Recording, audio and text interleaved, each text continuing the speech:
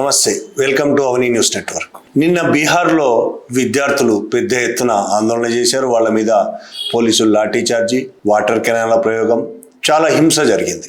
Bihar public service commission ఎగ్జామ్లో 70వ exam, అది ఎగ్జామ్లో అనేక అవకతవకలు జరిగాయని, అవినీతి జరిగిందని, ఈ పేపర్ వెంటనే రద్దు చేసి మళ్ళీ నిర్వహించాలనేది విద్యార్థుల డిమాండ్. ఆ డిమాండ్తో చాలా రోజులుగా వాళ్ళు బీహార్లోని పట్నాలో నిరసన ప్రదర్శనలు చేస్తున్నారు. నిన్న అసెంబ్లీకి మార్చ్ ప్రకటించారు. అసెంబ్లీకి మార్చ్ ప్రారంభమైంది ఉదయం 10 గంటలకి. యాక్చువల్గా చాలా కాలంగా వాళ్ళు నిరసన ప్రదర్శనలు చేస్తున్న టైంలోనే ఒకవైపు ప్రభుత్వం పట్టించుకోలేదు, ఇంకొక వైపు chief examination commissioner, examination controller, BPSC Bihar public service commission chief examination controller Rajesh Kumar Singh, ఆయన మాట్లాడిన మాటలు ఒక్కసారి విద్యార్థుల్లో మరింత తీవ్రమైన ఆగ్రహం కలిగించాయి. ఆయన మీటింగ్లో మాట్లాడుతూ ఆ వీడియో వైరల్ అయింది. ఆ వీడియో ఎవరో తీశారు, బాగా వైరల్ అయింది. ఆయన ఏమంటాడంటే, ఈ ఆందోళనను ఉద్దేశించి, ఏనుగు బజార్లో పోతుంటే కుక్కలు చాలా మొరుగుతాయి. ఈ మాట మనకు కూడా ఒక సామెతగా మన దగ్గర కొంతమంది వాడుతుంటారు. వాళ్ళకు చెప్తున్నాడు, ఈ ఆందోళనకు సంబంధించి, విద్యార్థుల నిరసనలకు సంబంధించి, వాళ్ళ వ్యతిరేకతకు సంబంధించి వాళ్ళు చేస్తున్న ఆరోపణల మీద అవకతవకలు జరిగాయి, అవినీతి జరిగింది అని విద్యార్థులు ఆరోపిస్తుంటే ఆయన ఏమంటాడంటే, తామంతా ఏనుగులమైనట్టు ప్రభుత్వం తాము అంతా ఏనుగులు బజార్లో పోతుంటే కుక్కలు మొరుగుతుంటాయి. అప్పటికే ఆందోళన చేస్తున్న విద్యార్థులు తమ కడుపు మండి ఉన్నారు, అక్రమాలు జరిగాయని. ఈయన మాటలతో మరింత వాళ్ళలో కోపం నశాలని కంటింది. ఈ నేపథ్యంలో నిన్న అసెంబ్లీకి మార్చ్ పెట్టుకున్నారు. ఆ మార్చ్ జరుగుతున్న టైంలో ఆయన గాంధీ మైదాన్ నుండి ముఖ్యమంత్రి నివాసానికి మార్చ్ ప్రారంభమైంది ఉదయం 10 గంటలకి. వాళ్ళు వస్తున్నారు కాబట్టి ముందే దాదాపు గోడల్లా కట్టేశారు. ఇనుప రేకులతోని, బలమైన రేకులతోని గోడల్లా కట్టేశారు. అనేక వేల మంది పోలీసులను దించారు మొత్తం పట్నం నిండా. వీళ్ళు వెళ్తున్న మార్గంలో అనేక బ్యారికేడ్లు పెట్టారు అనేక చోట్ల. అయినా విద్యార్థులు వాటన్నిటిని బద్దలు కొట్టుకుంటూ ముందుకు నడిచారు. ఆ ఇనుప గేట్లను కూడా బద్దలు కొట్టారు.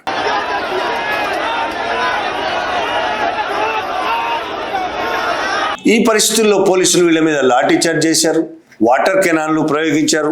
ఒక అమ్మాయి స్పృహ పడిపోయిన అమ్మాయి ఒక్కళ్ళ, ఇంకా చాలా మంది అని వివరాలు తెలియాల్సే ఉంది. ఇంకా ఒక అమ్మాయి స్పృహ పడిపోయింది, ఆమె హాస్పిటల్లో జాయిన్ చేశారు. ఆమె పరిస్థితి ఇప్పుడు ఎలా ఉందో కూడా తెలియదు. అనేక మందికి గాయాలైనవి, వందల మందిని పోలీసులు అరెస్ట్ చేశారు. ఇంతకు ముందు కూడా జూలైలో కూడా జంతర్ మంతర్ దగ్గర ధర్నా నిరసన ప్రదర్శనలు జరుగుతున్నప్పుడు బీహార్లో కూడా జరిగాయి. అప్పుడు కూడా ఇలాగే చేశారు, AK-47తో కాల్చారు. దీని మీద ఒక వీడియో కూడా చేశాను నేను. 3 యువకులు గాయాల పాలయ్యారు. ఆ ఉద్యమంలో పాల్గొకుండా వేరే పనుల కోసం అక్కడికి వచ్చిన వాళ్ళు 3 యువకులు గాయాల పాలయ్యారు. 3 యువకులు కాదు, 2 యువకులు, ఒకళ్ళు మైనర్ గాయాల పాలయ్యారు. వాళ్ళ జీవితాలు ఛిద్రమైపోయినాయి. నిన్న కూడా మళ్ళీ పోలీసులు తీవ్రమైన దాడి చేశారు. అయితే ఈ మొత్తం వ్యవహారంలో ఒక పిల్లవాడిది, 6 ఏళ్ల పిల్లవాడు చాలా వైరల్ అయ్యాడు. దేశం మొత్తం ఆయన విజువల్స్ చూస్తుంటారు. 6 ఏళ్ల పిల్లవాడి పేరు ఆదిత్య కుమార్, 1వ తరగతి చదువుతున్నాడు. అతను పాట్నాలోని పునాయి చక్ అనే మురికివాడ అనే దగ్గర ప్రాంతంలో ఒక మురికివాడలో జీవిస్తున్నాడు. పేదరికంలో ఉన్నవాడు. ఆ పిల్లవాడు తల్లితో పాటు ఈ నిరసన ప్రదర్శనకు వచ్చాడు. ఆ పిల్లగాడు ఆదిత్య కుమార్ మాట్లాడుతున్న మాటలు మీడియా మొత్తం ఆయన చుట్టే మోగింది. ఆందోళనకారు విద్యార్థులు తమ భుజాల మీద ఎక్కించుకొని ఆయన ఊరేగించారు. ఆయన ప్లేకార్డులు పట్టుకొని పిల్లవాడు అద్భుతంగా మాట్లాడుతున్నాడు.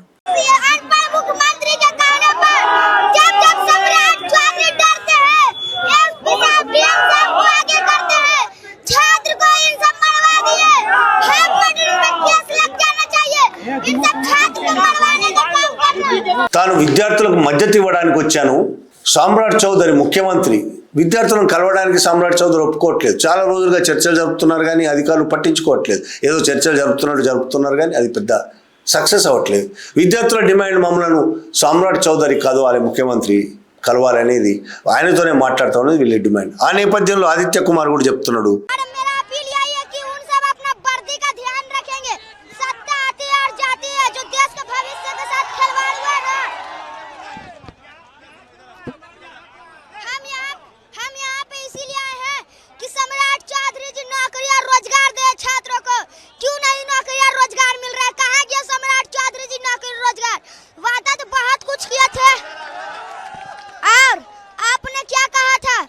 छात्र को नौकरी रोजगार मिलेगा, नौकरी रोजगार के बदला तो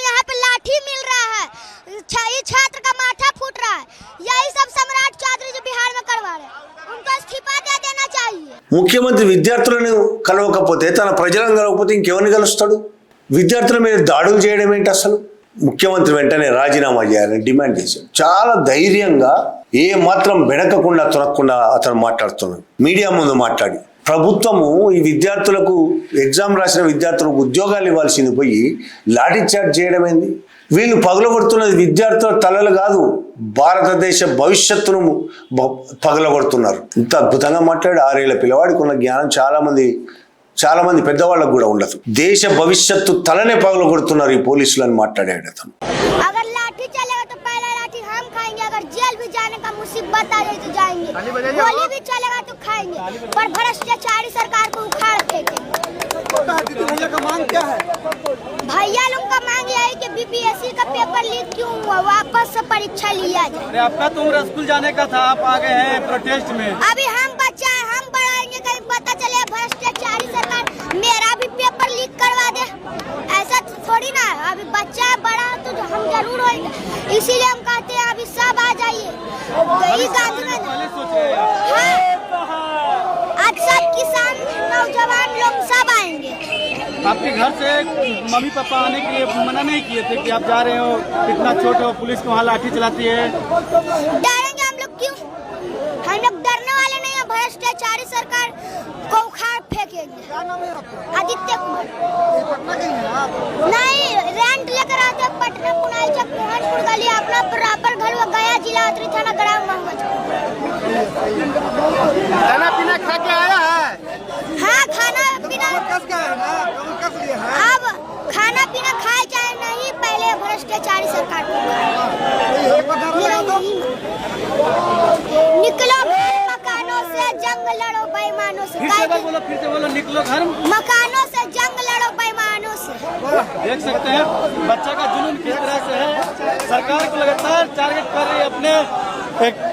లాఠీ చార్జ్ నా దగ్గర చేస్తే నేను ఎదుర్కొంటా, దెబ్బలు తింటా, అవసరం వస్తే తూటాలను సైతే ఎదుర్కొంటా నేను. అసలు నీకేం సంబంధం?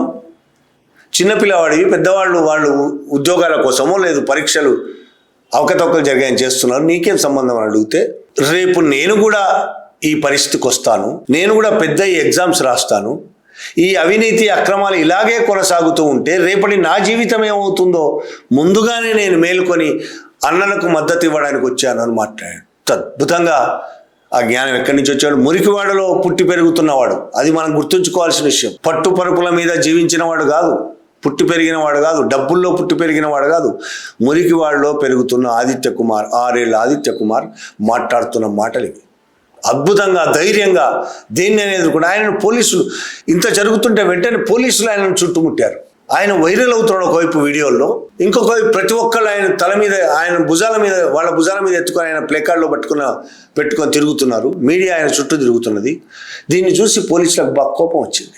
ఆయన చుట్టుముట్టారు, లాగారు, ఆయన తప్పించుకునే ప్రయత్నం చేస్తున్నాడు పిల్లగాడు. అయినా పోలీసులు 10-15 మంది చుట్టుముట్టి ఆయనను లాక్కెళ్ళి ఒక అంబులెన్స్లో కూర్చోబెట్టి ఆయన తల్లిని పోలీస్ స్టేషన్లో గంటల పాటు పోలీస్ స్టేషన్లో కూర్చోబెట్టారు. అంతా అయిపోయిన తర్వాత సాయంత్రానికో రాత్రికో వదిలేరనేది ఒక సమాచారం. ఎందుకు పోలీసులు ఇంత భయపడుతున్నారు? ప్రభుత్వం ఎందుకు భయపడుతున్నది? ఆ చిన్న పిల్లవాడిని చూసి ఎందుకు భయపడుతున్నది?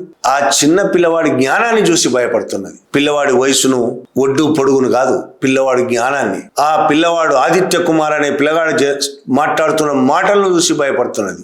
జంజీలే కాదు, జన్ అల్ఫాలు కూడా ఇవాళ దేశవ్యాప్తంగా రోడ్ల మీదకి వస్తున్న పరిస్థితిని చూసి ప్రభుత్వం భయపడుతున్నది. ఏ రాష్ట్రంలో? ఉత్తరప్రదేశ్, రాజస్థాన్, మధ్యప్రదేశ్, బీహార్, అనేక రాష్ట్రాల్లో స్కూలు పిల్లలు, జన్ అల్ఫాలు, తమ స్కూలు ఎంత అన్యాయంగా ఉన్నాయో, కూలిపోయే పరిస్థితుల్లో ఉన్నాయో, టీచర్లు లేరని, మంచినీళ్ళు తాగడానికి మంచినీళ్ళు లేవు, లెట్రిన్లు లేవు, రోజంతా ఉంటే ఆడపిల్లలు ఎక్కడికి పోవాలనో కూడా తెలియదు. ఇంకా చాలా సమస్యలు, 100లాది సమస్యలు. వాళ్ళు చదువుకోవడానికి లేని పరిస్థితి. కొన్ని చోట్ల టీచర్లే లేరు చదువు చెప్పడానికి. కొంతమంది టీచర్లు, ప్రిన్సిపల్లు వీళ్ళ పట్ల చాలా అసభ్యంగా ప్రవర్తిస్తుంటారు ఆడపిల్లల పట్ల.